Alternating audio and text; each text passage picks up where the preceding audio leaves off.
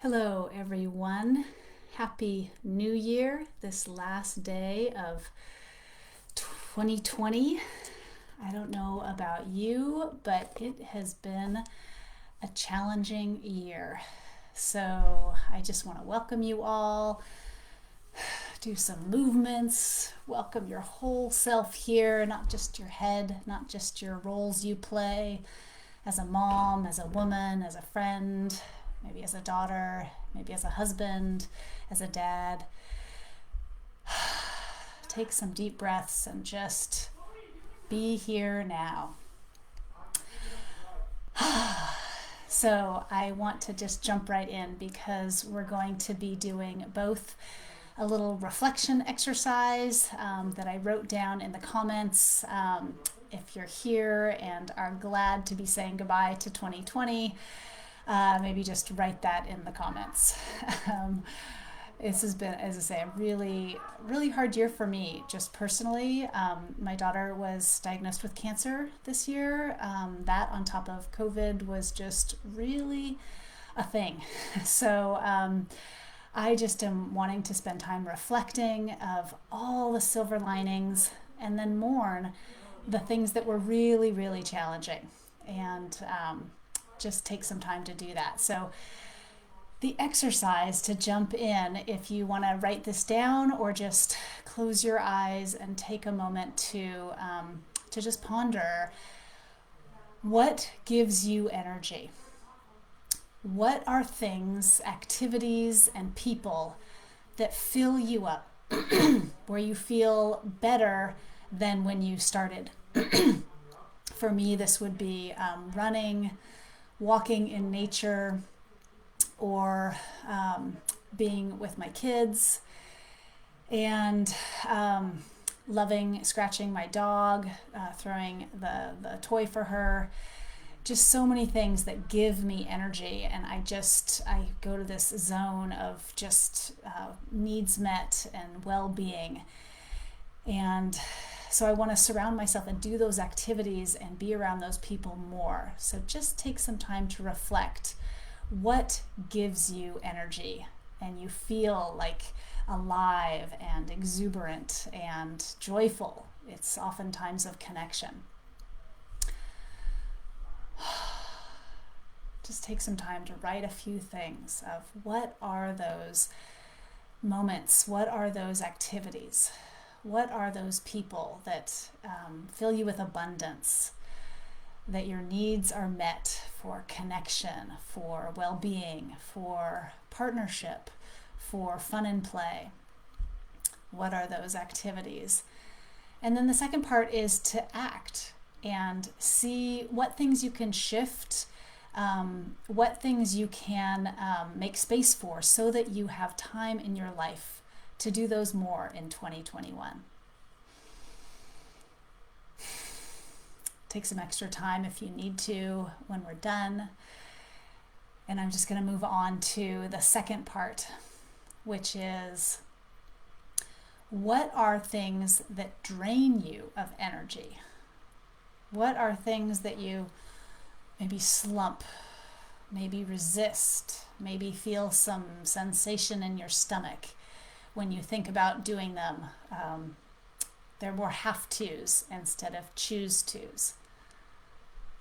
What are those activities that you do in your day or your week?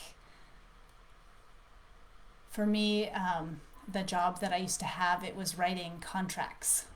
I'm not a super detailed, scheduled person, and so it really cost me, and it would just drain my energy to be so precise, and it would just drain my energy. So luckily I was able to choose a new job within the organization.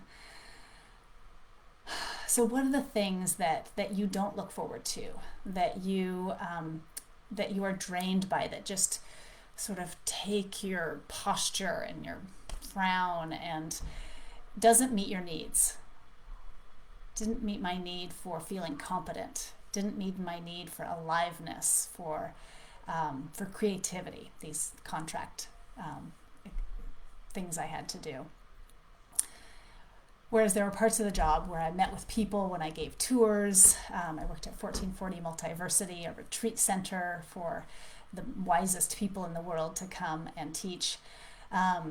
When I was in my element of sharing what I was passionate about and what I believed in, then I just felt like I could do that forever. And it was that part of the first one. It gave me energy. So just really pay attention to this energy flow. And then the second part, after you've identified some of those things that just drain you of energy, maybe it's checking email, maybe it's doing the laundry, maybe it's cleaning up after everyone, then act. What are ways that you can delegate or let go of expectations, or just decide that isn't important to do every day? Maybe you could do it once a week. Just what are things you can do to try and lessen the energy drain?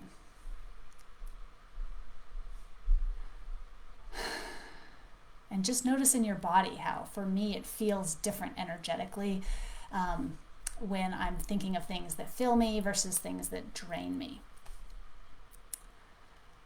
And as we go into a new year, it's important to pay attention and choose life. We think there are so many have-tos. And when I hold them that way as have-tos or shoulds, then my energy and my whole outlook, my mindset is very different. And when we do things with our kids, if we're in have-to, should energy, or if you should them, the energy just shifts and isn't as skillful. It isn't as whole. So the first step is to pay attention to the things that give us energy and the things that suck our energy.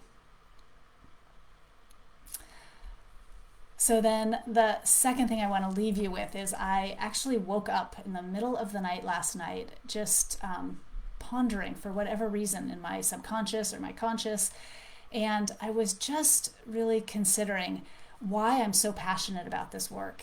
And it's that I have changed my relationship with my girls, and it wasn't enjoyable. I didn't always like them when I was in this should have to place.